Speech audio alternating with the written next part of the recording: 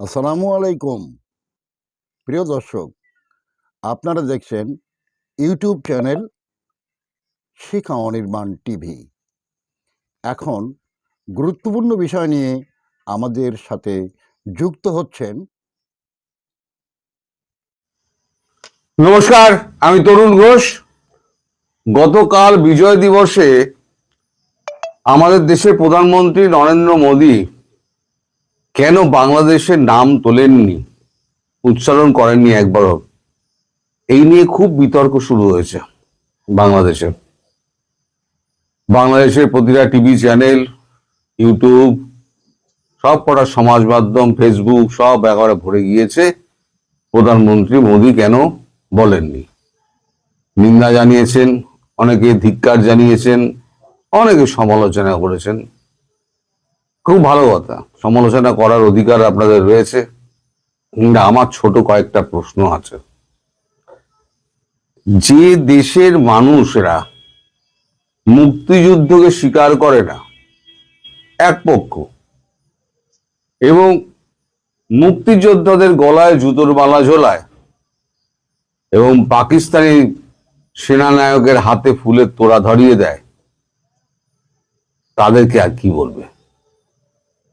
আজকে যারা সমালোচনা করছেন, সে ইউটিউব থেকে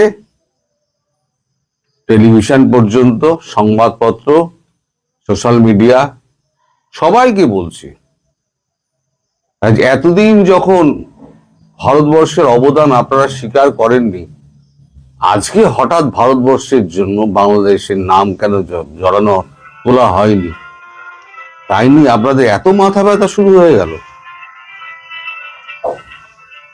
আপনারা মুক্তিযুদ্ধকে স্বীকার করেন, ঠিক আছে, কিন্তু ভারতবর্ষ সেনা যারা যারা শহীদ হয়েছিলেন, তাদের কজনকে আপনারা মর্যাদা দিয়েছেন? আপনারা বুকে হাত দিয়ে বলুন তো। আপনারা একটা সরকারকে চাপ দিয়ে একটা স্মৃতিসৌধ করার চেষ্টা করেছিলেন, এই যে আমাদের দেশের সেনারা রক্ত ঝরিয়েছিলেন আপনাদের দেশকে স্বাধীন করার জন্য। এই যে 1 কোটি মানুষকে আমরা খাইয়ে, আপনাদের দেশের মানুষকে আমরা ট্রেনিং দিয়ে, মুক্তিযোদ্ধাদের ট্রেনিং দিয়ে আমরা আপনাদের দেশ স্বাধীন করিয়েছিলাম, সব তো ভুলে বেড়ে দিয়েছেন। আজকে যখন বিপদে পড়েছেন, তখন আপনাদের সব ভারতবর্ষের সমস্ত কিছু আপনাদের মনে পড়ে যাচ্ছে। এটা কেন হলো না, ওটা কেন হলো না। আমরা যদি পরপর পরপর ধরি যে এটা কেন করেননি, ওটা কেন করেননি, কি জবাব দেবেন আপনারা? সবাই এখন ধোয়া তুলসী পাতা হয়ে গিয়েছেন। আজকে যারা ভিডিও করছেন, তাদের পুরনো ভিডিও আমি দেখি 3-4 বছরের আগের, অনেকে আমায় পাঠিয়ে দেন। সেই ভিডিওতে আজকে যারা শেখ হাসিনার হয়ে কথা বলছেন, তারা সেদিনকে শেখ হাসিনাকে তুলোধনা করেছিলেন। স্বৈরাচার, ফ্যাসিবাদী, চোর, জোচ্চোর, বিদেশে টাকা পাঠাচ্ছেন, আপনারাই বলেছিলেন। আপনারা মুক্ত স্বাধীনতা চেয়েছিলেন, যেখানে উদার গণতন্ত্র চেয়েছিলেন। উদার গণতন্ত্র, উদার স্বাধীনতা এখন তো ভোগ করছেন আপনারা। জেলে যাচ্ছেন, জেলের ভাত খাচ্ছেন, অ্যারেস্ট হওয়ার পর মামলা হচ্ছে, সবকিছু আপনাদের ভিডিওতেই আমার শোনা। আপনাদের সপক্ষে যেমন আমি কথা বলেছি, আপনারা যখন আমাদের প্রধানমন্ত্রীকে যখন সমালোচনা করছেন, তখন আপনাদের সমালোচনা করা দরকার। কারণ আপনারা কতটা কি করেছেন তা নিয়ে আপনারা একবার নিজেরা ভাবুন, যে আপনারা ভারতবর্ষকে কতটা মর্যাদা দিয়েছেন, মুক্তিযুদ্ধকে আপনারা কতটা মর্যাদা দিয়েছেন, শেখ হাসিনাকে আপনারা কতটা মর্যাদা দিয়েছিলেন, যিনি দেশটাকে তৈরি করেছিলেন। সাপে না কাটলে না বিষ বোঝা যায় না। এখন সাপে কেটেছে, তো এখন বিষটা বুঝতে পারছেন, বিষের জ্বালা কি। আর যদি আপনাদেরকে উদ্ধার করতে পারে, তাহলে ভারতবর্ষই উদ্ধার করতে পারবে। সুতরাং বেশি চ্যাং ব্যাং করবেন না। আপনারা অনেক বেশি লাফালাফি করছেন ভারতবর্ষকে নিয়ে। আরে ভারতবর্ষের মশাই কি ঠেকা পড়েছিল 71 সালে? কি ঠেকা পড়েছিল? ইন্দিরা গান্ধীর মাথায় ভূত চেপেছিল, তাই বাংলাদেশকে স্বাধীন করতে গেছিলেন। বর্ডার আটকে দিতেন, ঢুকতে দিতাম না, দুর্ভিক্ষ লাগতো। কত দেশে দুর্ভিক্ষ লাগে, দুর্ভিক্ষ লেগে লাখে লাখে কোটি কোটি মানুষ মরতো। ভারতবর্ষে কি যেতে আসতো? ভারতবর্ষের অবস্থা তখন তো খারাপ ছিল। ইন্দিরা গান্ধী ভূতে চেপেছিল তো। বিদ্যাসাগর মশাই আমাদের একটা কথা বলে গেছিলেন, একজন এসে বলছে অমুক মোড়ে আপনাকে আপনার নামে বদনাম করছে, তখন দেখো গিয়ে কোনোদিন তার উপকার করেছিলাম। আমাদের অবস্থা হয়েছে সেই, উপকারটা করেছিলাম তো 71 সালে, তাই উপকারের বোঝা এখন বয়ে বেড়াচ্ছে আমরা।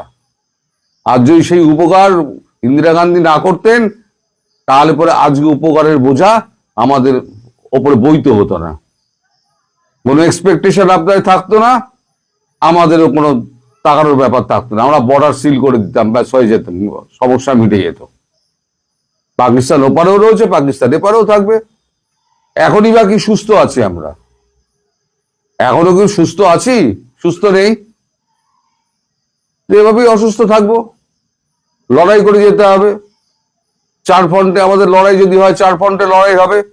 কিন্তু আপনাদের বসে বসে বাকতাল্লাপ শোনার আমাদের সময় নেই।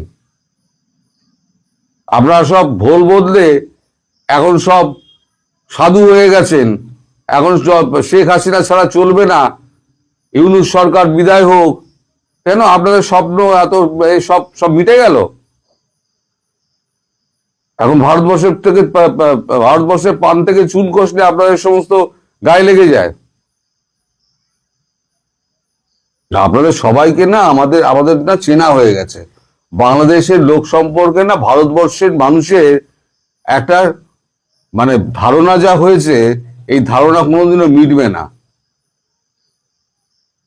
মোদিজির সমালোচনা করছেন, আরে এখন আর গান্ধী নীতি আমরা মেনে চলি না। এখন এক গালে চড় মারলে আমরা 2 গালে চড় মারবো। দেখছেন না ট্রাম্পের কি অবস্থা করে দিয়েছি আমরা? বিশ্বের সব থেকে শক্তিধর দেশ।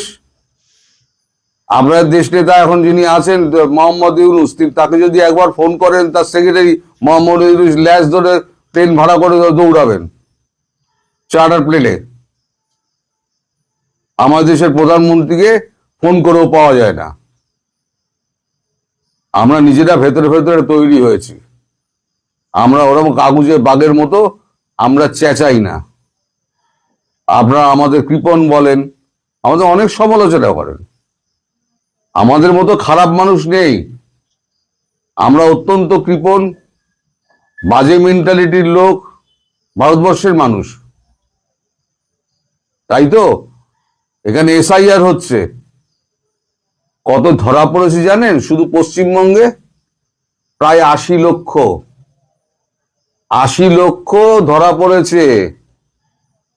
আরো যেগুলো এখন এখন হচ্ছে, ঝাড়াই বাছাই হচ্ছে, সেখানে আরো 40 লক্ষ 45 লক্ষ আরো যোগ হবে।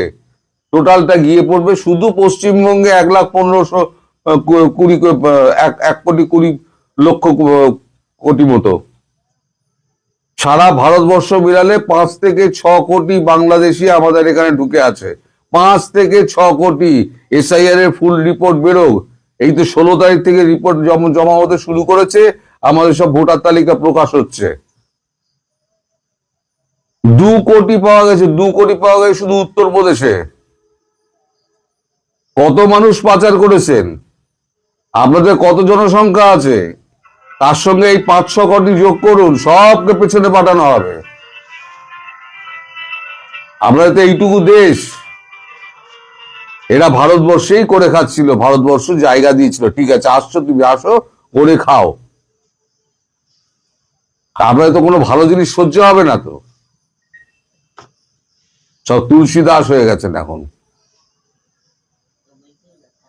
ভারতবর্ষ কোনোদিনই যুদ্ধ করবে না, এটা আপনাদের পাকিস্তানিদের মতো মাথায় আপনাদের ঢুকে রয়েছে। ভারতবর্ষ কোনোদিনই বাংলাদেশকে আক্রমণ করবে না, হামেশাই বলে যান। পাকিস্তানিরা বলতো আমরা যতই সন্ত্রাসবাদী পাঠাই, পাকিস্তানকে আক্রমণ করার সাহস ভারতবর্ষের নেই।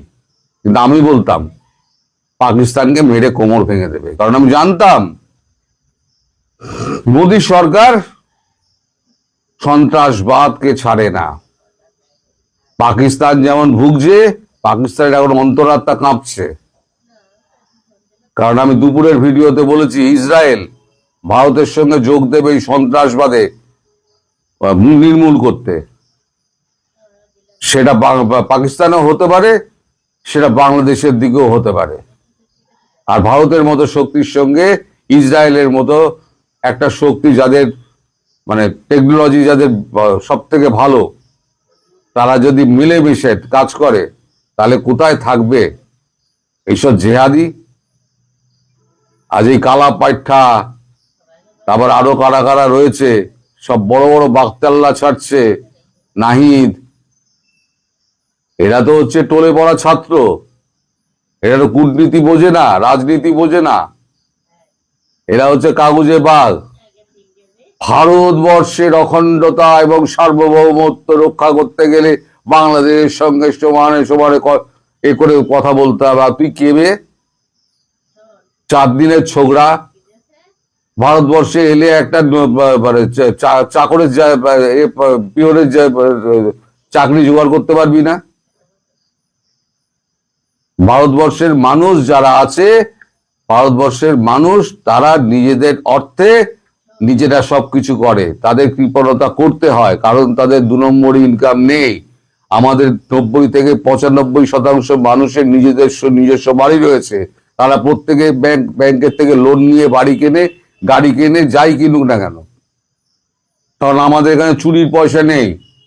আমরা 1,99,000 টাকার বেশি ক্যাশ কখনো আমরা হস্তান্তর করতে পারবো না, কোনো কিছু কেনাকাটা করতে পারবো না, কোথাও ট্রান্সফার করতে পারবো না। সেটা হুন্ডির মধ্যে পড়ে যাবে, অবৈধ লেনদেনের মধ্যে পড়ে যাবে, মানি লন্ডারিং এর মধ্যে পড়ে যাবে। আপনার দেশের মতো লোক, আপনার দেশে যে যা খুশি লোভী মানুষজন সমস্ত কিছু লুটে পেটে নিয়ে যাচ্ছে। আমাদের দেশে হয় না, তাই আমরা এখানে আজকে বিশ্বের মধ্যে একটা জায়গায় দাঁড়িয়ে আছি। শেখ হাসিনা একটা কথা বলেছেন, যতদিন না পর্যন্ত আমি ইউনূসের কোমরে দড়ি পড়াতে পারছি, ততদিন পর্যন্ত আল্লাহ যেন আমায় বাঁচিয়ে রাখেন। খুব শীঘ্রই সেদিন আসবে আমি আশা করি, এবং আমিও আশা করি খুব শীঘ্রই তিনি দেশে ফিরবেন, দেশের হাল ধরবেন, এবং সেটা যেভাবেই হোক না কেন। আর যারা ওই একটা ডিফ্যামোর মধ্যে রয়েছেন না, যে বাংলাদেশকে কোনোদিন আক্রমণ করবে না, আপনাদের অন্তিম সময় খুব তাড়াতাড়ি ঘনিয়ে আসছে। দেখবেন যে বাংলাদেশকে কি হারে পিটিয়ে ছাতু বানিয়ে দেবে। তখন আপনাদের মনে হবে, আরে মেরে দিয়ে চলে গেল তো। সেই দিনের জন্য অপেক্ষা করুন, সেই দিন খুব একটা বেশি দূরে নয়। আপনারা আজকে পাত্তা দিচ্ছেন না, আপনারা সবকিছু হাওয়ায় ফুৎকারে উড়িয়ে দেন। আপনারা অপেক্ষা করুন, সেদিন খুব